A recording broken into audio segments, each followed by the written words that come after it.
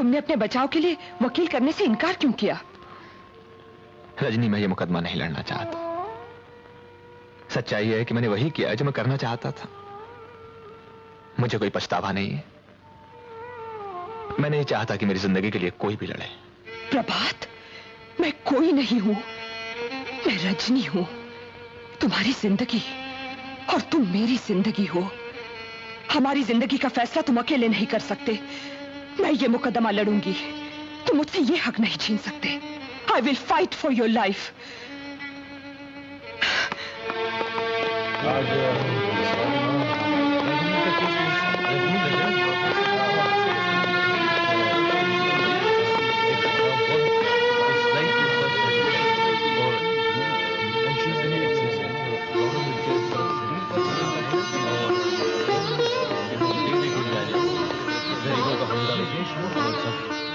अच्छा है your honour, ये केस बिल्कुल साफ है। देखने में सीधा साधा लगने वाला प्रोफेसर प्रभात कुमार वर्मा दरअसल एक बहुत खतरनाक आदमी है। ये दिन में बच्चों को हिंदी और संस्कृत पढ़ाता और रात में पिस्तौल लेकर ऐसे निकल पड़ता जैसे शैतान बच्चे गुलेल लेकर चिड़ियां मारने निकल पड़ते हैं और जब जिसे चाहते हैं मार डालते हैं। प्रभात वर्मा को आज कर रॉबिन हुड बनने का शौक था। इस शौक को पूरा करने के लिए, अपनी बहादुरी के डंके बजवाने के लिए इन्होंने 10 दिनों में 14 खून करके एक नया रिकॉर्ड कायम किया है।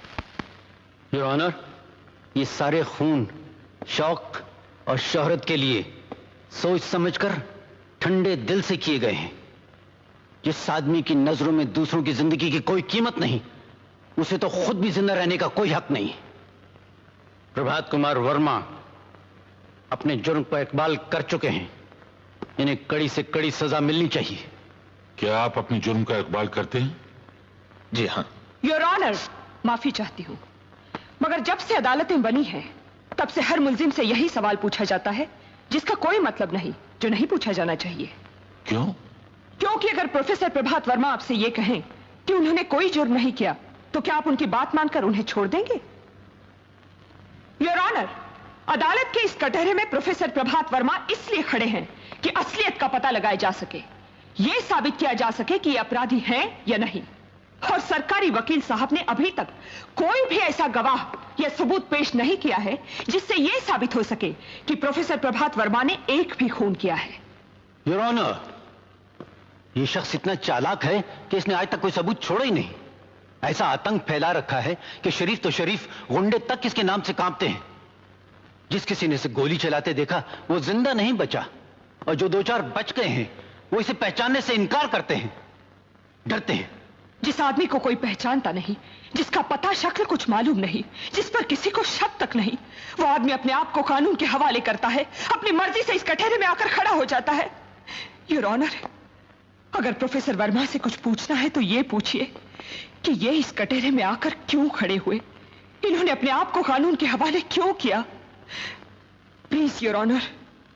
क्या आप इस सवाल का जवाब देना चाहेंगे? जज साहब, मैंने अपने आप को कानून के हवाले इसलिए किया है कि मेरी लड़ाई एक आदमी की जिंदगी और मौत की लड़ाई नहीं है। सवाल यह नहीं है कि मुझे सजा होगी या नहीं, सवाल यह है कि हमारे देश के लोग आराम से जिंदा रह सकेंगे या नहीं। आज इस देश में क्या हो रहा है? कानून कहां है? लॉ एंड ऑर्डर कहां है? जहां देखो वहां गुंडों का राज है, अराजकता है, बलात्कार ही बलात्कार है, कभी किसी अबला का, कभी सारे समाज का। गली गली में इंसानियत का खून हो रहा है, हमारी आजादी का खून हो रहा है, और हम चुपचाप खड़े देखते रहते हैं। पुलिस कुछ करना नहीं चाहती, कानून कुछ कर नहीं पा रहा, इसलिए मुझे पिस्तौल उठानी पड़ी। मगर एक जुर्म को हटाने के लिए दूसरे जुर्म का सहारा तो नहीं लिया जा सकता?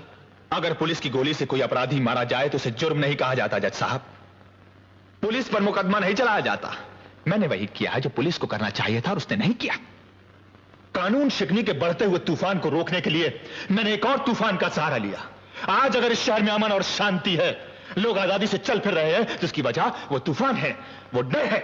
मैं मानता हूं कि मैंने खून किए हैं, लेकिन दोष मेरा नहीं है, दोष कानून का है। आज इस कटहरे में मुझे नहीं, कानून को होना चाहिए था। लेकिन कानून को कैसे बुलाया जा सकता है? बुलाया जा सकता है योर ऑनर। मैं इस अदालत में कानून को पेश करने की इजाजत चाहती हूं। मैं समझा नहीं। मैं जस्टिस वीवी देशमुख को इस अदालत में एक गवाह के रूप में पेश करना चाहती हूं। यह नहीं हो सकता। एक जज को अदालत के कटहरे में खड़ा नहीं किया जा सकता। India is a democratic country. हमारे देश में कानून की हिफाजत के लिए प्रधानमंत्री को भी बुलाया जा सकता है। मगर जस्टिस देशमुख का इस केस से क्या ताल्लुक है? बहुत गहरा ताल्लुक है योर ऑनर। ऐसा होता तो नहीं है। फिर भी जस्टिस देशमुख को अगर कोई एतराज ना हो तो मैं जो कुछ कहूंगा सच कहूंगा, सच के सिवा कुछ नहीं कहूंगा।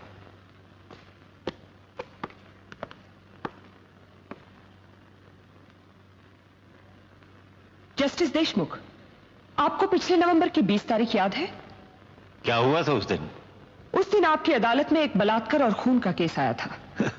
ऐसे केस तो रोज आते हैं, उसमें याद रखने की क्या बात है? बात यह थी कि मुलजिम सुरेश ठाकुर एक अमीर आदमी का भतीजा था और उसकी गवाही देने दिल्ली से एक मंत्री महोदय तशरीफ लाए थे। याद है? हाँ, याद आ गया। तो आपको यह भी याद होगा कि आपने उसे बाइज्जत छोड़ दिया था। याद है। पूछ सकती हूं क्यों? मैं सवाल का जवाब देने से इनकार करता हूं। किसी जज से उसके दिए हुए फैसले पर सवाल नहीं किया जा सकता। I am sorry your honour, लेकिन मैं ये तो पूछ सकती हूं कि क्या सुरेश ठाकुर को सिर्फ इसलिए छोड़ दिया गया था कि उसकी गवाही एक मंत्री ने दी थी? मिस देशमुख। योर ऑनर, मैं तो सिर्फ वही कह रही हूं जो इस केस की प्रोसीडिंग्स में लिखा है। यह रही उसकी रिपोर्ट। इस रिपोर्ट में यह साफ लिखा है कि लाश के नाखूनों में सुरेश ठाकुर के बाल और खून की बूंदें पाई गई। लीजिए। क्या मैं पूछ सकती हूं जस्टिस देशमुख कि इस बात पर ध्यान क्यों नहीं दिया गया?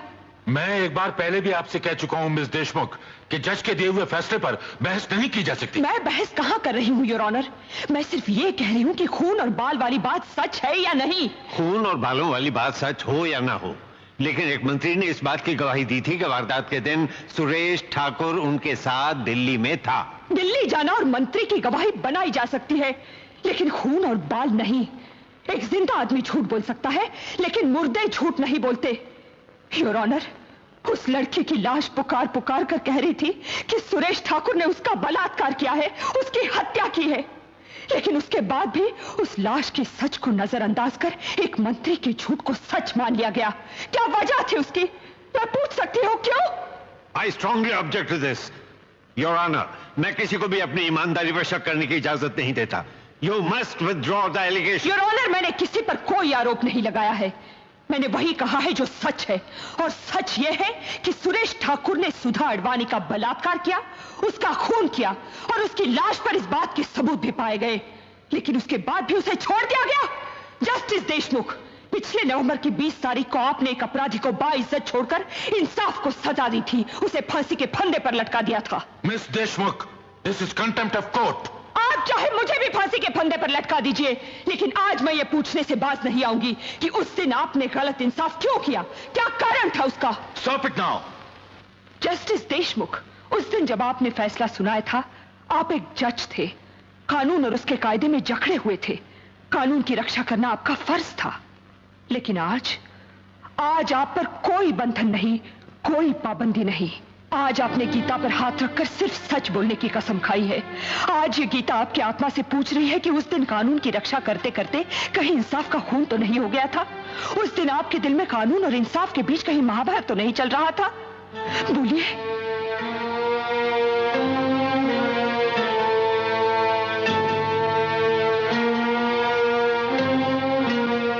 एक जज के दिल में ये महाभारत हमेशा होती रहती है, और कभी कभी वो कानून को बचाते बचाते इंसाफ को नहीं बचा पाता। Order, order. उस फैसले के बाद जो कुछ हुआ उसका जिम्मेदार वो फैसला है, आपका कानून है। अगर उस दिन सुरेश ठाकुर को बाइज्जत रिहा न किया जाता तो प्रोफेसर प्रभात वर्मा का घर बर्बाद न होता, उसकी मां का खून न होता, उसकी बहन का बलात्कार न होता, वो आत्महत्या न करती। योर ऑनर, उस दिन अगर सुरेश ठाकुर जैसे भयानक जानवर को इस शहर में खुला न छोड़ दिया जाता तो प्रोफेसर प्रभात कुमार वर्मा जैसे शरीफ आदमी को, एक कवि को हाथ में पिस्तौल उठाकर खूनी न बनना पड़ता। ऐसा हुआ था तो प्रभात कुमार ने पुलिस को क्यों नहीं बताया? बताने से क्या होता? फिर कोई मंत्री आकर गवाही देता कि वो बंबई में नहीं दिल्ली में था। या कोई सरकारी डॉक्टर आके साबित कर देता कि सुरेश ठाकुर अपने 5 साथियों के साथ किसी अस्पताल में बेहोश पड़ा अपना इलाज कर रहा था, और जो अस्पताल में है वो प्रोफेसर के घर कैसे हो सकता है? मिस देशमुख, क्या आप ये कहना चाहती हैं कि जिस आदमी को एक बार इंसाफ ना मिले वो दूसरी बार कानून के पास आने के बजाय कानून को अपने हाथों में ले ले, एक पिस्तौल लेकर निकल पड़े और जब चाहे जिसका चाहे खून कर दे? योर ऑनर, प्रभात कुमार ने खून नहीं किए हैं, गुंडों को सजा दी है, इंसाफ किया है, एक जज का अधूरा काम पूरा किया है। अगर लोग इसी तरह हाथों में पिस्तौल लेकर जज बनने लगे तो गली गली में रॉबिन हुड पैदा हो जाएंगे।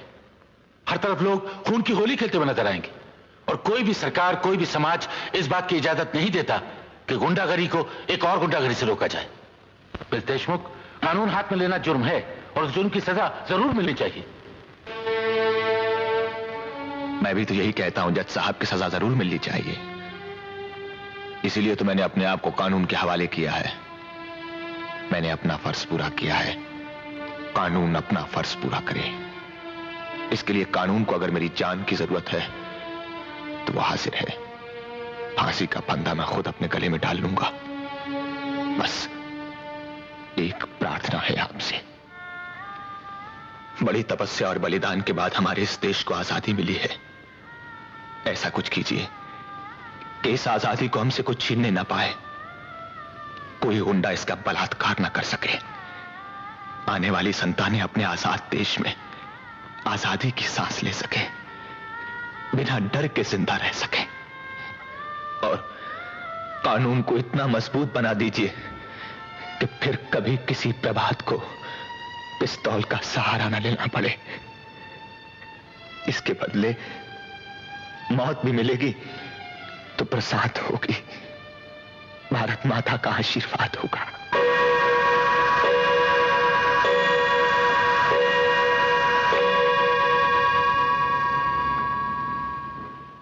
The court is adjourned.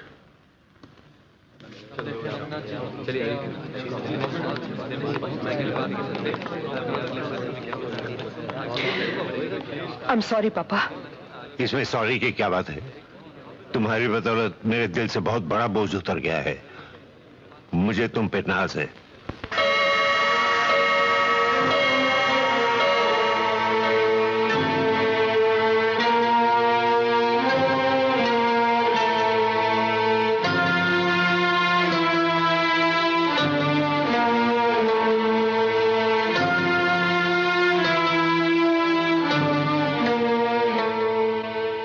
सुनिए, खाना लग गया है।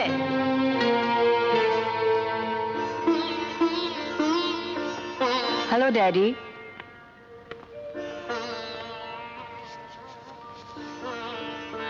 Hello daddy. हेलो बेटी। तुमसे कई बार कहा है कि अदालत की परेशानियां घर पे नहीं लाया करो। क्या करूं भाई, काम ही ऐसा है। इंसान की जिंदगी और मौत का सवाल होता है। आजकल रॉबिन हुड का केस चल रहा है। बात तो ठीक है, जब से वो आया है शहर में अमन हो गया है, नहीं तो जब तक रेनू कॉलेज से नहीं आ जाती थी मुझे तो डर लगा रहता था। जरा सोचिए योर ऑनर, आपकी बेटी कॉलेज से घर आ रही है, रास्ते में गुंडा उसे देख लेता है, वो भागती है, गुंडा उसका पीछा करता है, उसको पकड़ लेता है, उसका बलात्कार करना चाहता है। आपकी बेटी मदद के लिए पुकारती है, उसकी चीखें सुनसान सड़कों से टकराकर वापस आ जाती है। वो थककर जमीन पर गिर जाती है और गुंडा उसके कपड़े उतारने के लिए हाथ आगे बढ़ाता है और अचानक एक गोली चलती है। भगवान की तरह वहां कोई आ जाता है, गुंडा मारा जाता है और एक दुनिया उजड़ते उजड़ते रह जाती है, एक जिंदगी बर्बाद होते होते बच जाती है। मैं आपसे पूछना चाहती हूँ योर ऑनर, क्या आप बचाने वाले को सजा देंगे, उसे खूनी समझेंगे, उसे गुनहगार और अपराधी ठहराएंगे? तुम कहना क्या चाहती हो? योर ऑनर, प्रभात कुमार मुजरिम नहीं है। उन्होंने जो कुछ भी किया है वो कानून की हिफाजत के लिए किया है, आपको और आपको बचाने के लिए किया है। और ये साबित करने के लिए मैं इंस्पेक्टर शफी को एक गवाह के रूप में पेश करने की इजाजत चाहती हूं। इंस्पेक्टर शफी।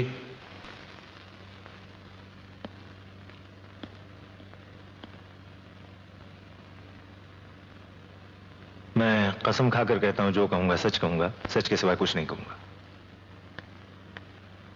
जब आपको कमिश्नर साहब ने बुलाया और रॉबिन हुड का पता लगाकर उसे गिरफ्तार करने का हुक्म दिया तब आपने क्या कहा?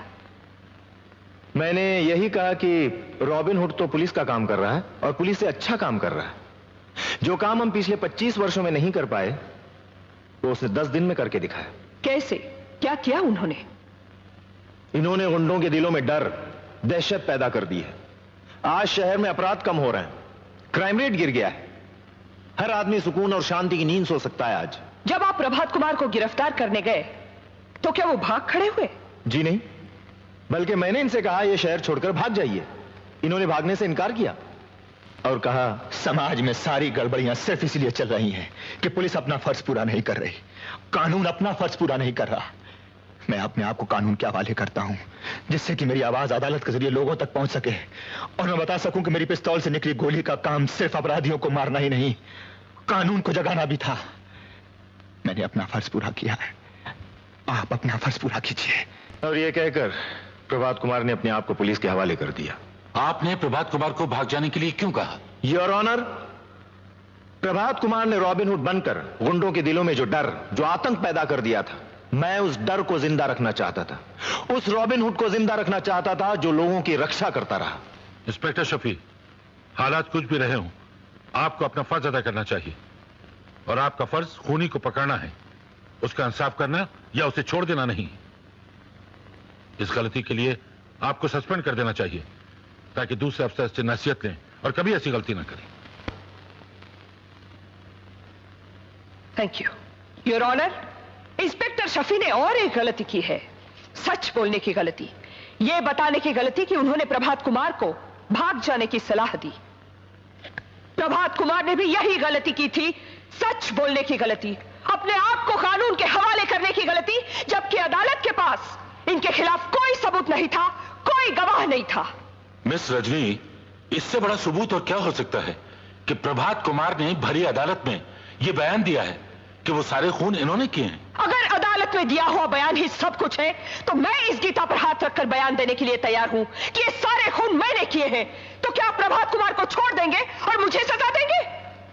काश ऐसा हो सकता, लेकिन मैं ये झूठ भी नहीं बोल सकती क्योंकि इस कटहरे में खड़ा हुआ एक सच्चा इंसान अपने बचाव के लिए किसी भी झूठ का सहारा नहीं लेना चाहता। जज साहब, जरा गौर से देखिए, ये वही सीधा साधा प्रोफेसर है जो इलाहाबाद से बंबई आता है, यहां की गुंडागर्दी देखकर घबरा जाता है, पुलिस के पास जाता है, कोई मदद नहीं मिलती। एक मालदार गुंडा एक शरीफ लड़की का बलात्कार करता है, उसकी हत्या कर देता है। प्रभात कुमार कानून का दरवाजा खटखटाता है, दरवाजा खुलता है, लेकिन वहां झूठी गवाही की जीत होती है, सच हार जाता है। कानून का फैसला गुंडों को शाबाशी देकर उनकी हिम्मत बढ़ाता है।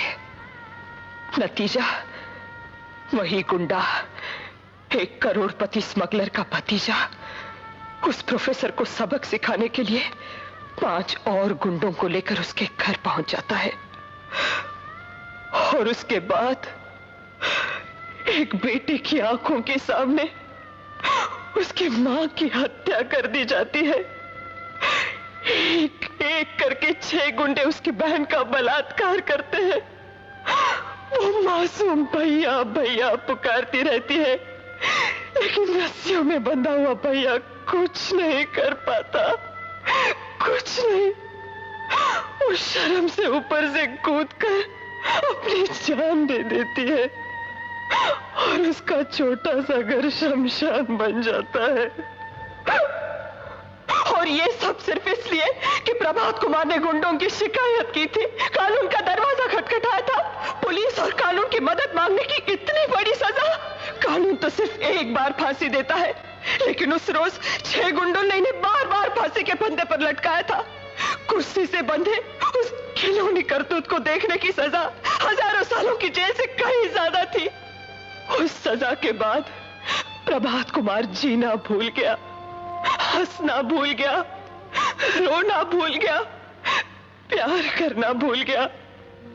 मैं पूछती हूँ, दुनिया की कौन सी अदालत प्रभात कुमार को इससे बड़ी सजा दे सकती है? योर ऑनर, अगर आप प्रभात कुमार को कुछ देना ही चाहते हैं तो उसे उसकी मां दे दीजिए, उसकी बहन दे दीजिए, वो मुस्कुराहटें दे दीजिए जो मिट चुकी है, वो दिल दे दीजिए जो प्यार करता था। मगर आपका कानून ये सब कुछ नहीं दे सकता। अगर दे सकता है तो मौत, सिर्फ मौत।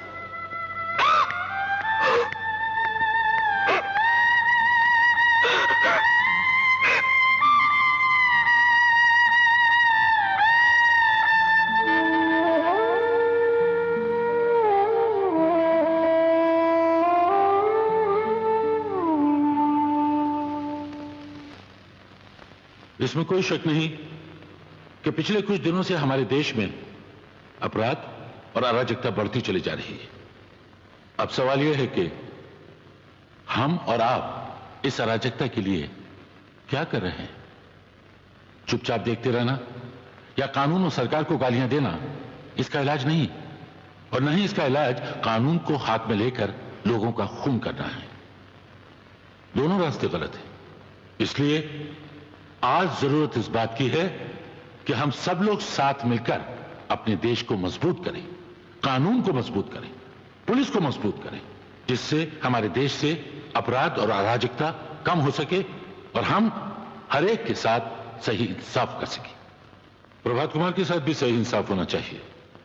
कानून का तकाजा है कि उन्होंने जो जुर्म किया उसकी सजा उन्हें मिले। इसलिए यह अदालत प्रभात कुमार को उम्र कैद की सजा देती है। लेकिन जिन हालात में ये खून हुए, उन हालात में किसी भी इंसान का मानसिक या दिमागी संतुलन बिगड़ सकता है। प्रभात कुमार के साथ भी ऐसा ही हुआ।